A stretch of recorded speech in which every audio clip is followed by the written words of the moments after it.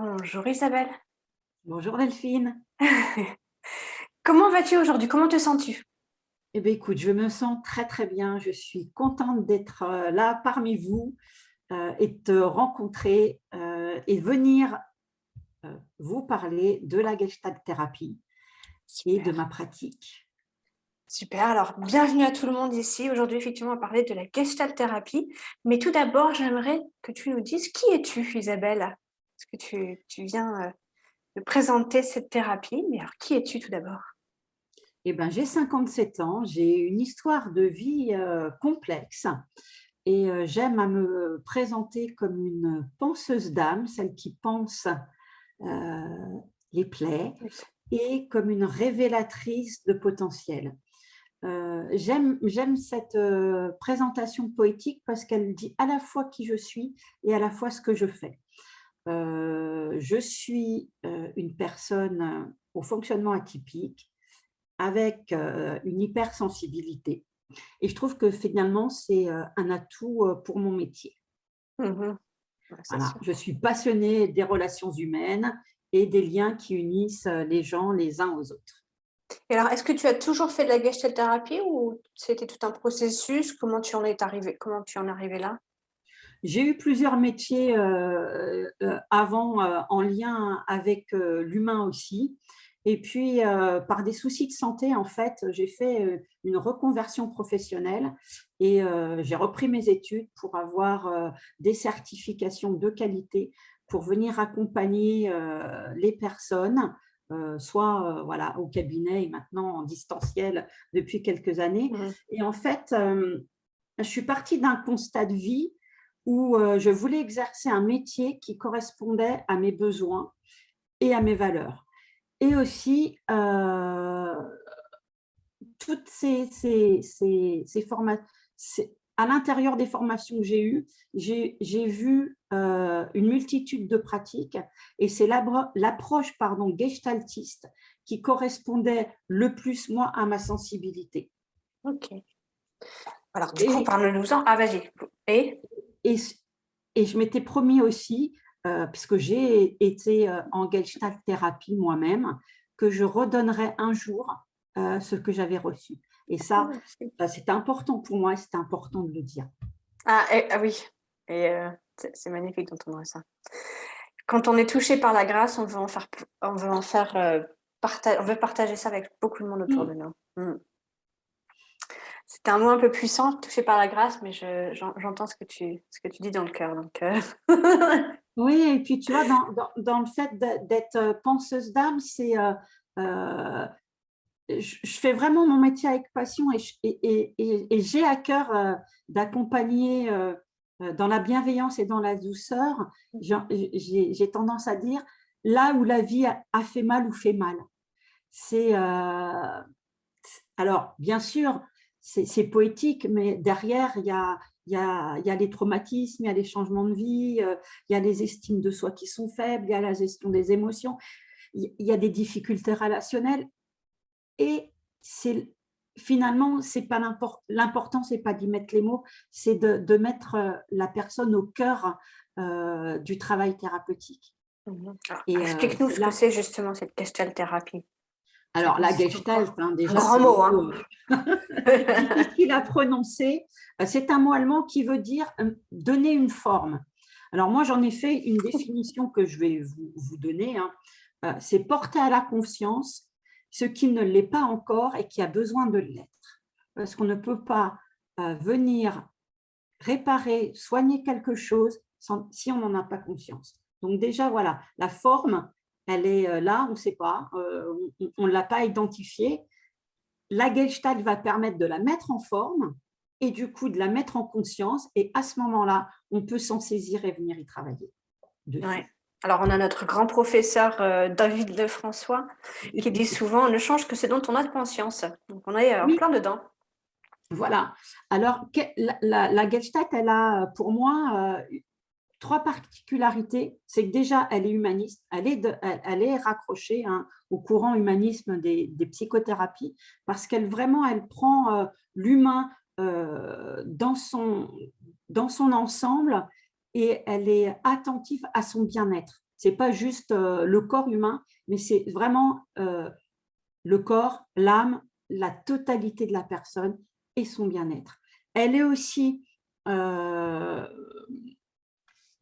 holistique, alors c'est un mot qu'on entend souvent aujourd'hui, mais c'est parce qu'elle considère la personne dans sa globalité, encore une fois, mais dans son environnement, et plus particulièrement, elle s'attache à ce qui se passe dans son présent, tout en gardant à l'esprit son histoire de vie.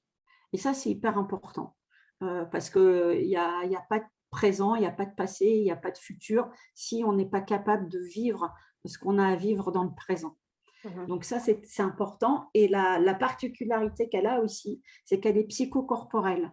Dans le psychocorporel, qu'est-ce qu'on va y mettre? C'est-à-dire qu'on va permettre à la personne, par moment, de se remettre en mouvement, vraiment physiquement, hein, de bouger, d'expérimenter ses ressentis pour qu'elle puisse faire des liens entre ce qu'elle ressent, les émotions et les événements. Donc, c'est quoi? Tu fais revivre des événements?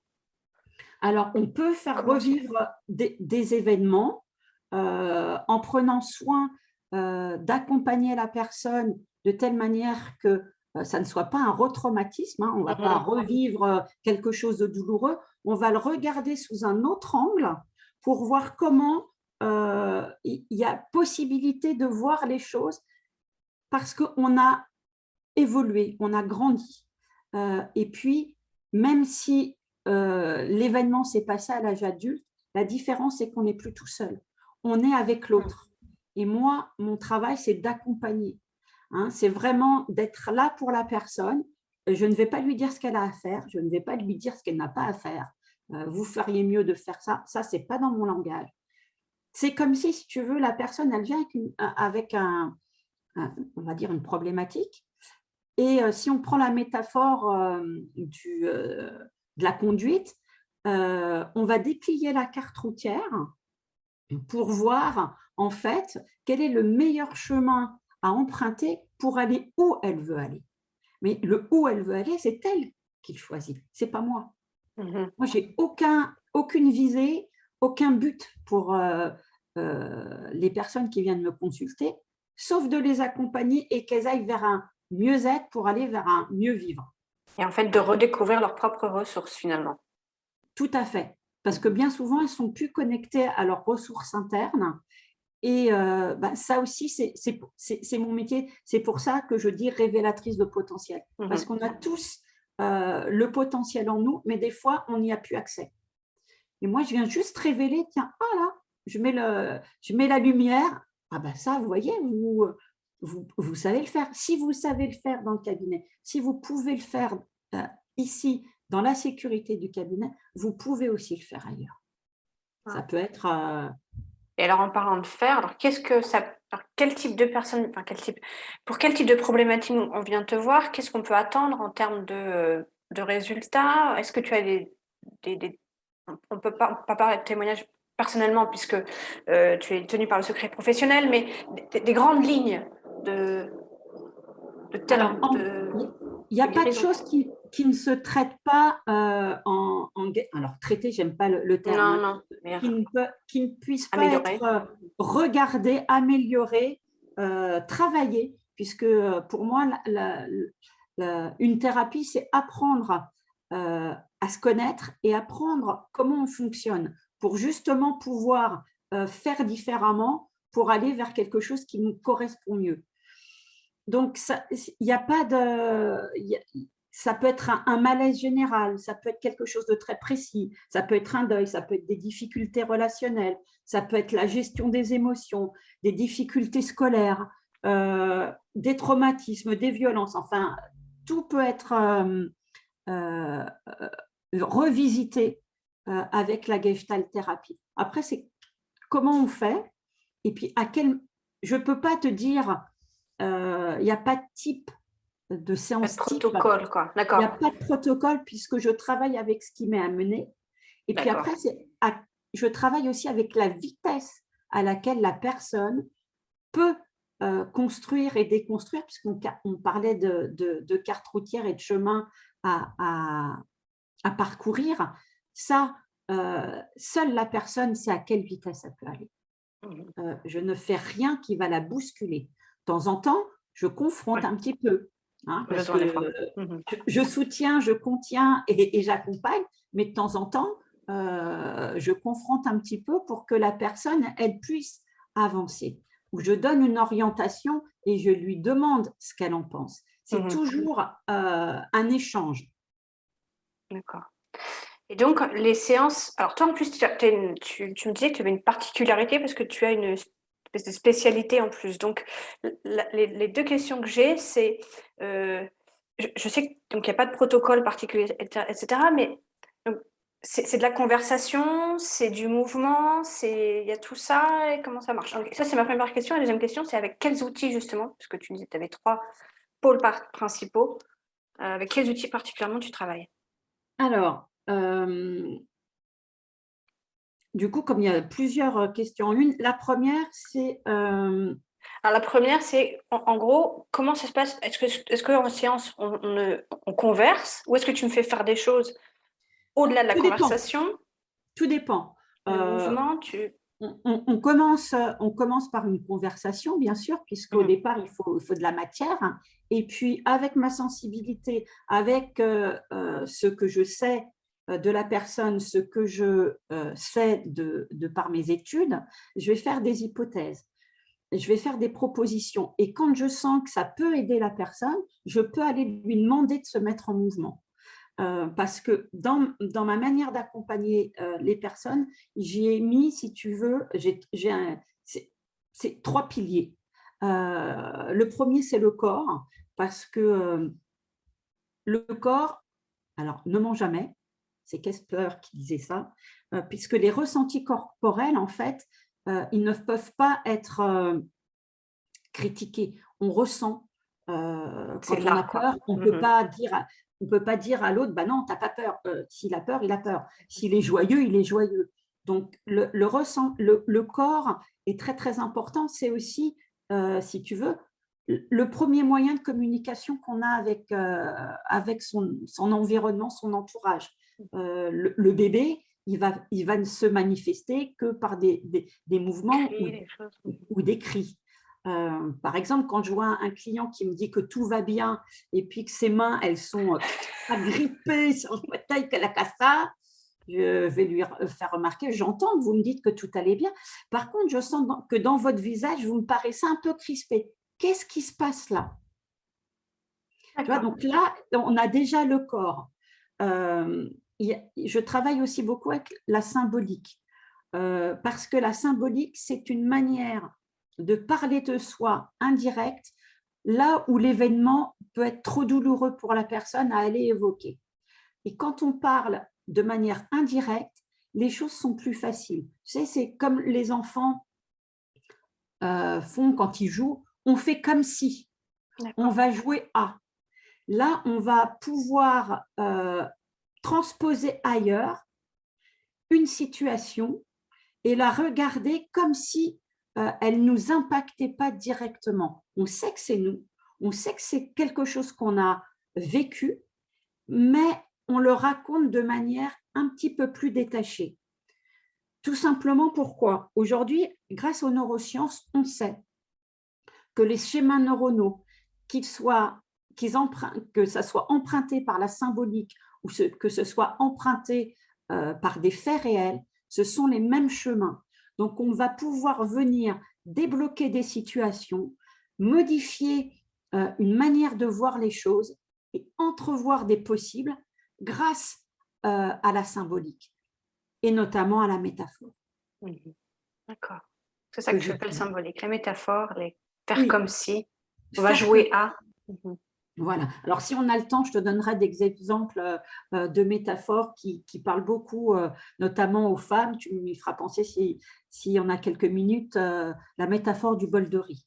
Non, mais vas-y, raconte la Alors, métaphore la du bol. métaphore du bol On de y est. riz, bien souvent, j'ai beaucoup de femmes qui viennent me voir et qui, bien souvent, sont complètement ou dédiées à leur environnement, à leurs Mhm. enfants, à leur boulot, et qui, bien souvent, ne pensent pas à elles. Et donc, je leur raconte cette petite histoire Et je te propose du coup de te prêter au jeu de l'histoire. Voilà, c'est l'histoire d'une femme qui vit dans un pays où il y a de la sécheresse, pays imaginaire, hein. Aucun pays n'est visé. Et cette femme, elle a 3 enfants, dont un qu'elle nourrit encore.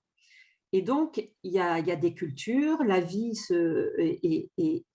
est pas très aisée, mais voilà, il y a toujours eu jusqu'à présent à manger, un toit sur la tête, des enfants qui jouent. Et cette année-là, grande sécheresse, le blé n'a pas poussé. Et dans le partage de la nourriture dans cette communauté, il y a une petite ration qui est donnée à cette maman. Et elle sait qu'avec cette ration, elle ne va pas pouvoir donner satisfaction, en tout cas pour la quantité, à chacun des membres de sa famille. Donc, ils sont 4. D'après toi, la maman, qu'est-ce qu'elle fait de cette nourriture? Ça dépend de l'âge des enfants. Mais Elle en a un qu'elle allait, et puis peu importe l'âge, il y en a oui, un qui a 4 ans, l'autre qui a 10 ans. Que va-t-elle faire? Comment elle va procéder? Qu'est-ce qu'elle fait de cette nourriture? Par qui elle commence? rien que ça, c'est une colle. Alors spontanément, moi, c'est elle en mange un petit peu pour pouvoir avoir les forces, pour pouvoir s'occuper et continuer à allaiter l'enfant, justement, qui est encore en train d'être allaité. Et peut-être produire plus de lait, du coup, que les autres enfants puissent manger, parce que c'est bourré de nutriments. Alors, Je sais pas. écoute, tu es une rare personne qui me donne la réponse de que va faire cette maman. Il n'y a pas de bonne réponse, il n'y a pas de mauvaise réponse. Et oui, elle commence par elle, pour les raisons que tu as invoquées. Si elle ne se nourrit pas en premier, elle n'aura pas la force suffisante d'allaiter le petit, mais elle n'aura pas la force suffisante non plus de s'occuper des plus grands. Et si elle venait par malheur à tomber malade, plus personne ne serait là Ah pour ouais. s'occuper de ses enfants. Mais la plupart, à 90% des… Enfin, 90%, non, jamais à part toi. Mais tu n'es pas une de mes patientes. Non, Euh, et j'ai de la profonde culture aussi de prendre soin de soi pour pouvoir mieux prendre soin des autres. Donc, Voilà. Et ça, cette culture-là, bien souvent, elle n'est pas valorisée. Et ces femmes-là me disent, ah ben, je donne à mes enfants. ouais. C'est une évidence. Mais j'ai été Et élevée donc, par une maman comme ça je trouve qui n'a pas été si heureuse que ça au final. Parce qu'on donne tellement de sa personne que c'est dur au voilà. final.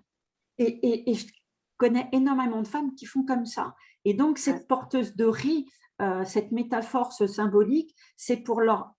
Eh bien oui, c'est bien sûr, si je ne pense pas à moi, et ce n'est pas de l'égoïsme C'est ça.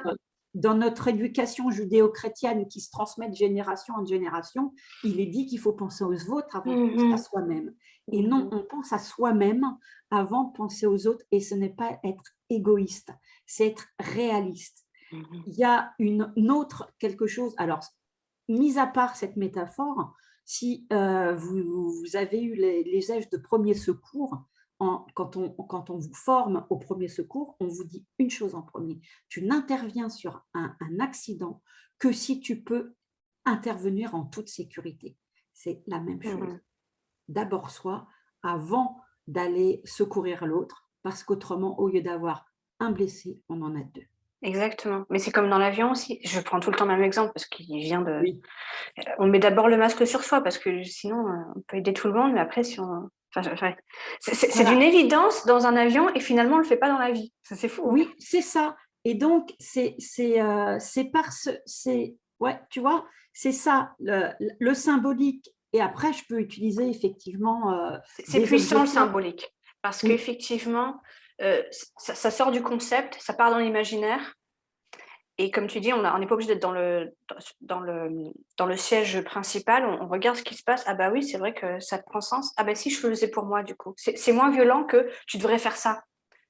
C'est vraiment C'est Et puissant. puis de culpabiliser, de s'occuper de soi. Là, ça devient une évidence pour le bien de l'autre. Et donc, du coup, c'est plus entendable et c'est plus acceptable. Et la personne, elle aura tout loisir après d'y repenser pour pouvoir l'assimiler et de voir ce qu'elle en fait de cette information-là. Wow. Ok. Tu avais un troisième outil. Et un troisième outil qui m'est cher, ce sont ce que j'appelle moi les objets tiers, qui sont en fait des intermédiaires qui vont permettre d'être des leviers et des révélateurs de situations. Je peux te donner là aussi un exemple. Ah oui. J'avais une femme un jour qui avait d'énormes douleurs au niveau du dos. Elle avait un métier très physique. Et puis, elle disait, mais il y a des moments, je ne peux plus bouger, je vais peut-être obligée de changer de métier parce que vraiment, j'arrive en âge et ça va être de plus en plus compliqué. Et en fait, on a déplié cette fameuse carte et on a vu qu'il y avait pas que son boulot, il y avait aussi des soucis au boulot, il y avait des soucis à la maison, il y avait des soucis des enfants, il y avait des soucis relationnels. Et finalement, que cette femme, alors je monte mes épaules parce que j'ai vraiment fait le test avec elle, je lui ai mis des petits paniers et puis j'ai mis des poids, des objets en disant, en les nommant, ça c'est des problèmes au boulot, ça c'est des problèmes avec un tel, ça c'est des problèmes de ceci, ça. Et puis je lui ai fait remarquer le poids que ça pesait sur ses épaules. Et au fur et à mesure, on s'est dit, proposition, et si tous ces poids-là que vous traînez, parce qu'il y avait de la grand-mère, il y avait des injonctions, voilà, il y avait plein mal de limites, de limites, comment on dit? Des croyances limitantes. Des croyances limitantes. Et finalement, on a décidé de poser les paniers à côté. On a refait. Ça ne s'est pas passé du premier coup, hein, ça faisait beaucoup de temps qu'elle portait. Et sur l'étagère, je partageais le cabinet avec ma collègue, elle avait une petite porteuse d'eau avec des poids. Et je lui ai fait sous-peser la statuette avec les poids et sans les poids. Aujourd'hui, cette cliente m'en reparle encore. Elle me dit, depuis qu'on a travaillé là-dessus, Isabelle, je n'ai plus mal au dos. Je n'ai plus jamais eu mal au dos. Wow. J'ai toujours le même métier. Il s'est même intensifié. Et aujourd'hui, je n'ai plus mal au dos. Et de temps en temps, je repense à la porteuse d'eau. Voilà. Alors, il y avait le symbolique juste avec les mots. Et là, tu as le symbolique et les objets. Et quand on y met le corps en mouvement, là, on a un trio de choc pour vraiment réévaluer ce qui s'est passé dans nos vies. Je dis nous parce que je suis… Réévaluer, même réécrire finalement, réécrire l'histoire. Rééquilibrer. Rééquilibrer tout aussi. À fait. J'ai toujours du mal à dire modifier ou guérir ou réparer, mais c'est en tout cas le témoignage que me renvoient les personnes avec qui je travaille. Où j'ai travaillé. Alors, j'ai une question subsidiaire. On va parler des hauts potentiels. En quoi la Gestalt thérapie aide les hauts potentiels et comment et par quel biais, par quel outil en particulier? Par quel outil? En fait, un petit peu un mélange des trois, parce que le fonctionnement atypique des hauts potentiels rassemble plusieurs caractéristiques. Tu as cette pensée en arborescence, hein, moi j'appelle ça des pop-up, où on ouvre une case et qui en ouvre une autre, qui en ouvre une autre, qui en ouvre une autre. Cette possibilité aussi de voir la globalité de l'événement, mais aussi le plus petit détail, va permettre, tu vois, dans cette symbolique, de tout de suite voir. Je fais ça parce que je parle aussi avec mon corps, avec mes mains. Tu vois. On ouvre, c'est une fenêtre qu'on ouvre et du coup, ça parle très rapidement aux atypiques. De mélanger aussi le corporel, c'est-à-dire qu'on ne va pas être statique. Tu me demandais si c'était du face-à-face, si c'était de la discussion. Oui, par moment, parce qu'on a besoin de se raconter. Hein, c'est Boris Cyrulnik qui le dit, on a besoin de se raconter pour exister, mais on a aussi besoin de repasser dans le corps pour bouger, pour le sentir. Et ça, c'est vraiment particulier et ça fonctionne bien grâce à ça. C'est pas rituel, c'est Ah oui. pas redondant, c'est pas toujours la même chose. On prend ce qui se présente. Mhm. Et Oui, je vois puis, tout à fait ce que tu dis, surtout que, alors parce que alors, la particularité, c'est que les potentiels, c'est que s'il y a trop de rituels, trop redondants, le cerveau, il va savoir exactement où la personne veut aller, et elle va y aller parce que pour dire ok, laisse-moi tranquille, mais il va rien se passer dans la thérapie. Mais effectivement, si tu prends par surprise, entre guillemets, hein, et on s'adapte tout le temps, le cerveau peut plus anticiper autant, et du coup, il est obligé de se laisser aller d'effectivement avoir des changements. ça aide au lâcher prise et c'est la multiplicité et la variété des objets Ouais. ou de Des la outils, manière des de le objets. traiter qui fait que ça vient toujours Ça nourrir la matche personne. bien, en fait. Ouais, Ça vient toujours je nourrir la comprends. personne. Et puis après, d'un exemple ou d'une suggestion que je vais faire, elle va trouver un truc qui lui convient mieux Mhm. et elle va se l'approprier et elle va le réutiliser ailleurs. Ouais. Cette femme qui disait j'en ai marre, j'en ai marre, j'en ai marre, j'arrive pas, elle n'arrivait pas à se protéger, elle était une vraie éponge. Ah Et oui. ben, elle avait fait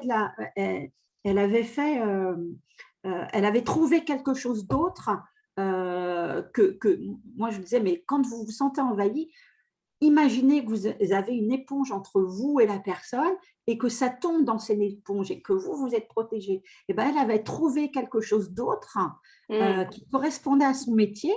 Et du coup, à chaque fois, elle me disait, ouais, alors lui, là, il m'a un petit peu gonflé. Alors, attendez, il faut que je vous raconte. Il m'a un peu énervé. Alors, ben, tout de suite, hop, j'ai remis mes trucs et puis terminé, j'ai plus été envoyée. Donc voilà, C'est y a beau, en aussi. fait, on reprend le pouvoir de soi avec cette gestalt thérapie.